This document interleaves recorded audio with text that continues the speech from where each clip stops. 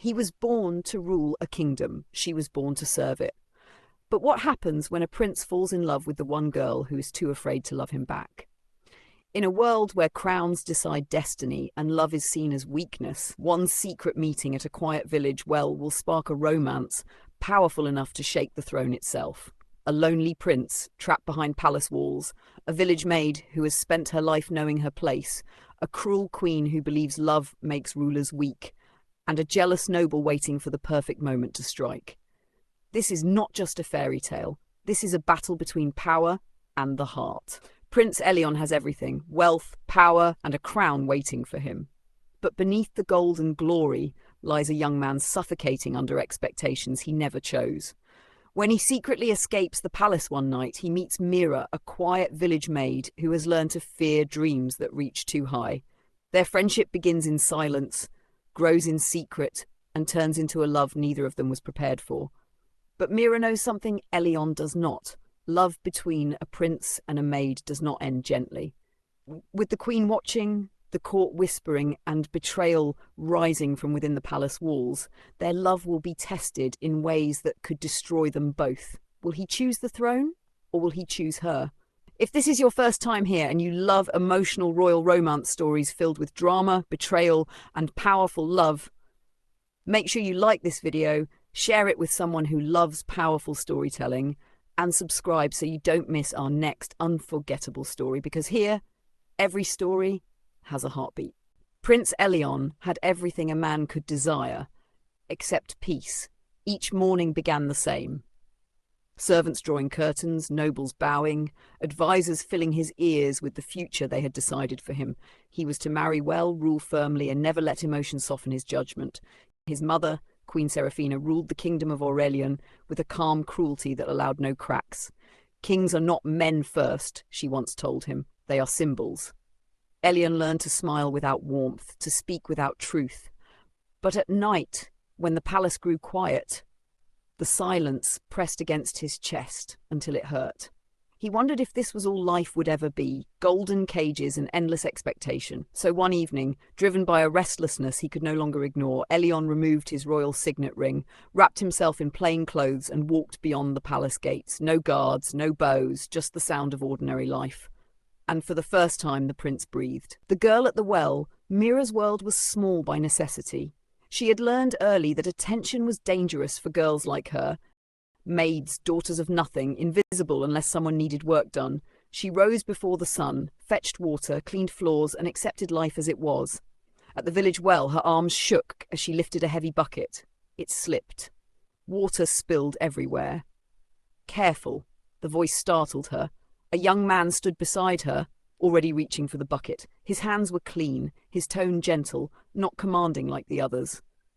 "I've got it," he said. She studied him carefully. People were rarely kind without reason. "Thank you," she replied, stepping back quickly. "My name's Leo."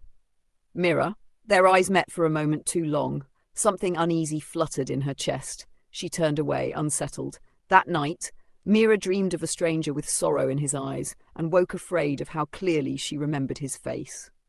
Leo returned, not once, but often. Sometimes he helped her draw water.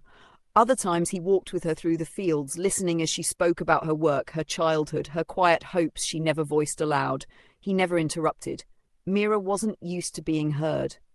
Leo told her little about himself, only that his life felt chosen for him, that he longed to decide something freely. She thought him a merchant's son, perhaps. Certainly not a prince. With him, she laughed more than she should have. With him, she forgot to be afraid. But fear has a way of noticing happiness. From the palace, Lord Cassian observed Elion's absences. Raised beside the prince, Cassian had always believed the throne should have been his. He smiled thinly as he ordered spies to follow.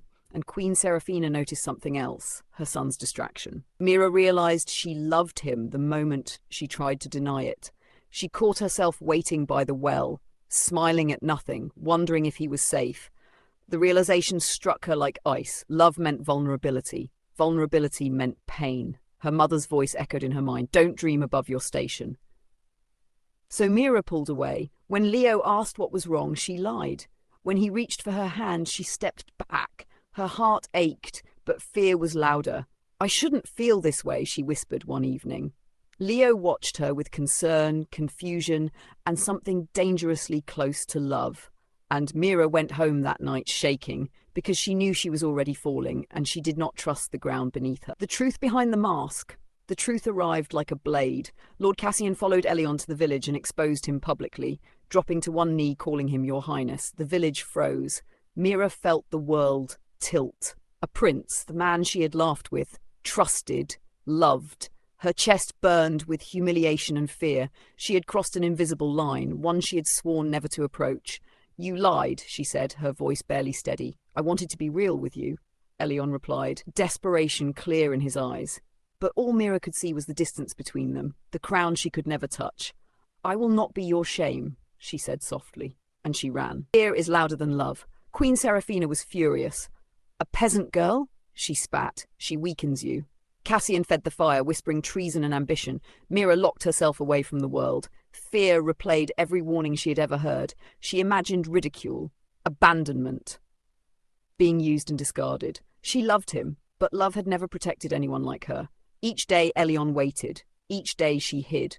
Because fear, when rooted in survival, is not easily conquered. Prince who waits. Elion refused to force her. Instead, he showed up for the village. He worked beside the people. He endured the court's scorn. Cassian plotted. Seraphina threatened exile. Still, Elion waited.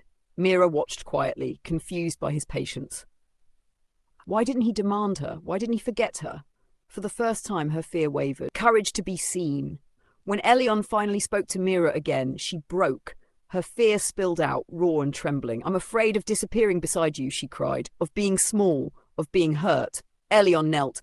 Then don't disappear, he said. Stand. Something shifted. Fear did not vanish, but it loosened its grip. Choosing love over fear. The court demanded Elion choose a noble bride. Mira heard, and chose courage. She walked into the palace shaking but unbowed. I will not be hidden, she said. The court gasped. The prince smiled.